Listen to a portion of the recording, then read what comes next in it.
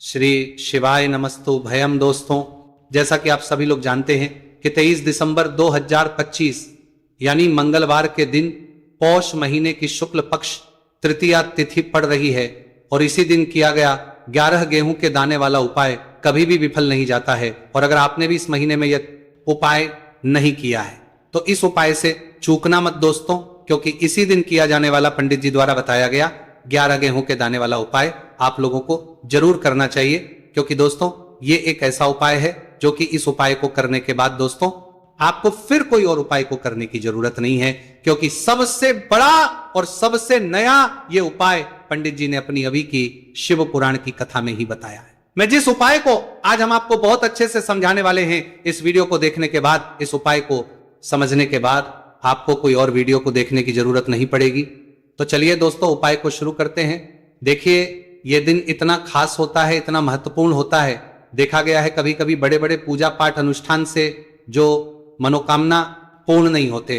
23 दिसंबर 2025 पौष मंगलवार तृतीया तिथि के दिन एक छोटे से उपाय करने से ही आपकी मनोकामना पूर्ण हो जाती है। और बहुत सारे लोगों ने इस उपाय को किया भी है और उनको इस उपाय करने का फल भी जरूर मिला है। अगर आप लोग भी इस उपाय को पौष मंगलवार तृतीया तिथि के दिन करना चाहते हैं तो आप इस उपाय को पहले अच्छे से समझ लेना, सुन लेना, उसके बाद करना। आपको इस उपाय का फल जरूर मिलेगा। और इस उपाय को कर लेने से आपके घर में चाहे किसी भी प्रकार की दुहक और समस्या क्यों ना चल रही हो, चाहे आपको उसका कारण भी नहीं पता है कि भाई ये समस्या किस कारण से चल रही है, उसका कुछ भी कारण हो सकता है, जैसे पितृ दोष हो सकता है या किसी भी तरह का मंगल दोष भी हो सकता है, और भी बहुत तरह के दोष होते हैं, कुछ भी हो सकता है। पर आपको इस उपाय को करने के लिए आपको अपने दोष को पता लगाने की भी जरूरत नहीं है। बस पौष मंगलवार तृतीया तिथि के दिन आपको इस 11 गेहूं के दाने वाले उपाय को आप लोगों को कर लेना है। ये एक ऐसा उपाय है जिस उपाय को अगर किसी विशेष दिन पर किया जाए तो भाई उस विशेष दिन का जो है वह तो मिलता ही मिलता है, पर हमने उस दिन पर इस गेहूं वाले उपाय को किया है तो हमें उससे भी बड़ा फल मिलता है, और फल बहुत जल्दी मिलता है, क्योंकि आप इस उपाय को बहुत ही बड़े और विशेष दिन पर कर रहे हो। क्योंकि दोस्तों 23 दिसंबर 2025 आज पर है 2025 यानी कि मंगलवार के दिन तृतीया तिथि का बहुत ही ज्यादा बड़ा महत्व होता है। इसीलिए दोस्तों आज की इस वीडियो में हम आप लोगों को 11 गेहूं के दाने वाला उपाय समझाएंगे, जिस उपाय करने से अगर आपकी किसी भी प्रकार की मनोकामना है, किसी भी प्रकार की परेशानी है, सबसे ज्यादा समस्याएं आपके जीवन में ही है। अगर आपको धन प्राप्ति नहीं हो पा रहा है, रुपए पैसे की आपके घर में लगातार दिक्कत परेशानियां चलती चली आ रही है, आपका व्यापार आपकी नौकरी अगर अच्छे से नहीं चल रहे हैं, जिसकी वजह से घर में लगातार आर्थिक समस्याएं बनी रहती हैं, घर का कोई ना कोई सदस्य अगर बीमार रहता है, आपस में दूसरे से लड़ाई झगड़ा होता रहता है, किसी की अगर बनती नहीं है, तो पूज्य गुरु जी ने कहा है कि जब आपके जीवन में ऐसी परिस्थितियां आ जाए कि आप एक एक रुपए खर्च करने से पहले कई कई बार सोचने लगे हो, आपको धन प्राप्ति अगर नहीं हो पा रहा हो, तो आपको सिर्फ और सिर्फ 11 गेहूं के दाने से एक ऐसा विशेष उपाय करना है जो आपकी इन सारी समस्याओं को सिर्फ 7 दिन के अंदर ही समाप्त कर देगा। तो जानते हैं इन विशेष उपायों के बारे में, लेकिन उससे पहले जो भी मेरे भाई मेरी प्यारी बहनें आज चैनल पर पहली बार आए हैं या मेरी आवाज आज पहली बार सुन रहे हैं, अगर आप भी महादेव के सच्चे भक्त हैं तो वीडियो को लाइक और चैनल को सब्सक्राइब जरूर कर ले और कमेंट बॉक्स में लिखे हर हर महादेव। देखो गुरुजी ने कहा है कि अगर मंगलवार के दिन तृतीया तिथि पड़ जाए तो इस दिन आपको 11 गेहूं के दाने वाला उपाय तो अवश्य ही करना चाहिए। देखो ये उपाय यदि आपके जीवन में कर्जा बहुत अधिक है, आपके जीवन में संकट बहुत अधिक रहते हैं, आपके ऊपर बहुत अधिक विपदा आ रही है, बार बार आपको अपने व्यापार में और अपने धन में हानि देखने को मिल रही है, यानी कि आपको प्रत्येक कार्य में हानि हो रही है, तो आपको ये उपाय करना चाहिए। देखिए इस उपाय के लिए आपको 11 गेहूं के दाने आपको लेने हैं, ठीक है। दाने लेने के बाद में आपको जरूरत होगी चावल के दानों की। 11 चावल के दाने और 11 गेहूं के दाने, और चावल के दाने खंडित नहीं होने चाहिए। अब आप कहोगे पंडित जी गेहूं कहां से लेने हैं? देखो आपको किसी भी किराना स्टोर पे गेहूं के दाने मिल जाएंगे, जाके ले लेना, ठीक है ना। 11 गेहूं 11 चावल के दाने लेने हैं, साथ ही साथ आपको एक तांबे का लोटा लेना है और उस तांबे के लोटे में आपको जल भरना है। जल आपका खुद के घर का होना चाहिए, मंदिर का नहीं होगा। अब आप ये सब सामग्री लेकर पहुंच जाओगे महादेव के शिवलिंग के पास में शाम के टाइम पे प्रदोष काल में। देखो जब आप ये उपाय कर रहे हो तो अपना फेस रखना उत्तर दिशा नॉर्थ डायरेक्शन की तरफ। अब यहाँ पे जो मैं आपको क्रम बताने जा रहा हूं ना, उस मेरे क्रम को बहुत ध्यान से सुनिए। महादेव को अगर कोई सबसे प्रिय है ना, तो उनकी सबसे छोटी पुत्री जिनका नाम है माता अशोक सुंदरी, जो आपके पास में के 11 दाने हैं ना, उन चावल के 11 दानों को माता अशोक सुंदरी के स्थान पर आपको अपना नाम और गोत्र बोलते हुए समर्पित कर देंगे, है ना। चावल के दानों को रखने के बाद में जो आपके पास में तांबे का लोटा है ना, उस तांबे के लोटे को कहीं पे भी हम जल नहीं चढ़ाएंगे। सिर्फ और सिर्फ माता पार्वती का जो हस्तकमल आपको दिख रहा है, यहीं पे गोल गोल आपको समर्पित करना है उसी जल को, और कहीं नहीं। ना माता अशोक सुंदरी के स्थान पर, ना तो शिवलिंग के ऊपर, सिर्फ आपको यहां पे गोल गोल जलाधारी पर आपको उस जल को समर्पित करना है। अब आपके पास में बचे हुए हैं 11 गेहूं के दाने और बचे हैं। उन्हीं 11 गेहूं के दाने को आपको अपनी मनोकामना, अपने विश्व कहते हुए महादेव के शिवलिंग के ऊपर अगर आप तृतीया तिथि के दिन प्रदोष काल में समर्पित कर देते हैं, तो आपकी जो भी मनोकामनाएं होंगी, जो विश्व होंगी, महादेव पूरी जरूर करते हैं। अन्न को समर्पण करने से, उस खासकर गेहूं को समर्पण करने से हमारी इच्छाएं पूरी होती हैं। और अगर वो दिन मंगलवार का दिन हो तब, तो इससे सुंदर संयोग कुछ भी नहीं हो सकता। आपकी इच्छाओं को पूरा करने के लिए बहुत स्पेशल, बहुत प्यारा सा उपाय आप सभी को जरूर करना है।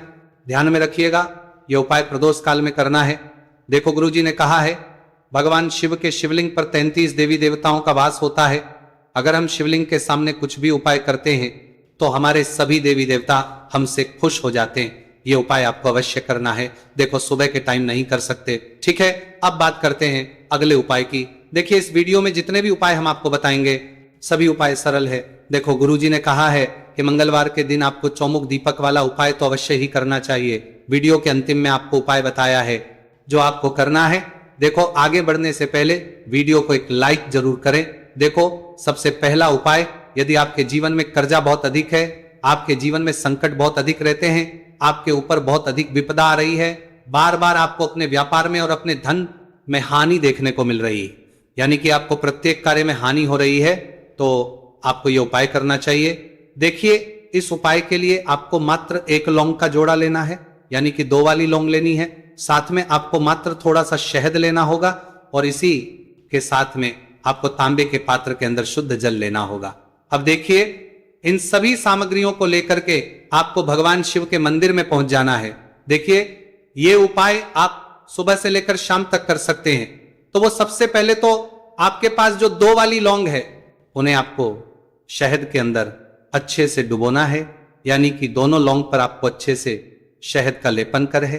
अब आपको जो आपके पास एक लोटा जल है, सबसे पहले तो उसे शिवलिंग पर धीरे धीरे समर्पित करना है और श्री शिवाय नमस्तु भयम इस मंत्र का जाप करते हुए समर्पित कर देना है। अब आपके पास जो 2 फूल वाली लौंग है, शहद से उसे आपको शिवलिंग पर अर्पित करना है और आपको प्रार्थना करनी है कि जीवन में जो रोग की स्थिति है वे समाप्त हो, जीवन के जो संकट और समस्याएं हैं वह सभी समाप्त हो, जीवन से कर्ज की समस्या है वह समाप्त हो। इस प्रकार से प्रार्थना करते हुए ये जो 2 फूल वाली लौंगी शहद संयुक्त, इससे आपको शिवलिंग पर अर्पित कर देनी है। आपकी जो भी समस्या होगी इस मंगलवार के दिन अवश्य ही समाप्त हो जाएगी। तो इस प्रकार से आपको पहला उपाय करना है। अब हम बात कर लेते हैं दूसरे उपाय के बारे में। देखिए, यह उपाय आपके लिए सर्वश्रेष्ठ होने वाला है। देखिए, इस उपाय के लिए आपको मात्र 5 हरे मूंग के दाने आपको साबुत लेने हैं, खंडित नहीं होने चाहिए, इस बात का ध्यान। और इसी के साथ में आपको एक तांबे के पात्र के अंदर अपने घर से शुद्ध जल ले लेना है। अब दोस्तों, इन सभी सामग्रियों को लेकर के आपको सीधे पहुंच जाना है भगवान शिव के मंदिर में।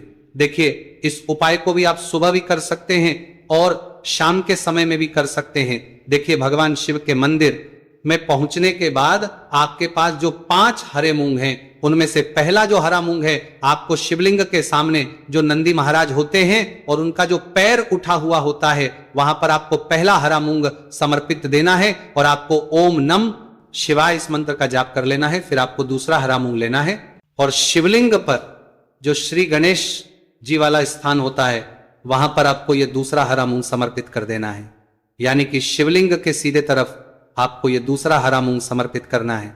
और फिर आपको ओम नमः शिवाय या फिर ओम श्री गणेशाय नमः इस मंत्र का जाप कर लेना है।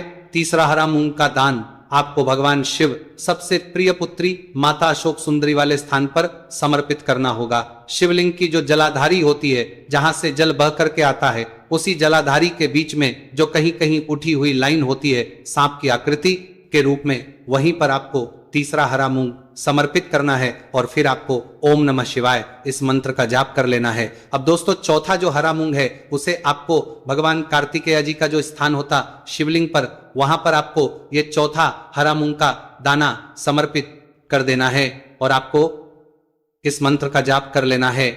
अब दोस्तों आपके पास जो पांचवा और अंतिम हरा मूंग बचा हुआ है उससे जल के पात्र के अंदर डाल देना है और इस हरे मूंग से युक्त जल से आपको भगवान शिव के शिवलिंग का अभिषेक कर देना है। जल आपको बिल्कुल धीरे धीरे समर्पित करते जाना है और लगातार आपको शिव के मूल मंत्र श्री शिवाय नमस्तु भयम इस मंत्र का जाप करते रहना है। फिर आपको शिवलिंग के सामने बैठकर, यदि आप अपने बच्चों के लिए ये उपाय कर रहे हैं, यदि आप अपने बच्चों की बुद्धि ज्ञान और विवेक के लिए उपाय कर रहे हैं तो उसके लिए आपको प्रार्थना कर लेनी है, या फिर व्यापार में वृद्धि करने के लिए ये उपाय कर रहे हैं तो उसकी कामना करते हुए आपको प्रार्थना कर लेनी है, या फिर अपनी नौकरी के लिए कर रहे हैं, या फिर अपने इंटरव्यू के लिए, या फिर धन की प्राप्ति के लिए कर रहे हैं, जिस भी कामना के लिए आप उपाय कर रहे हैं उसे परिपूर्ण करने के लिए महादेव से प्रार्थना कर लेनी है और फिर आपको वापस अपने घर आ जाना है।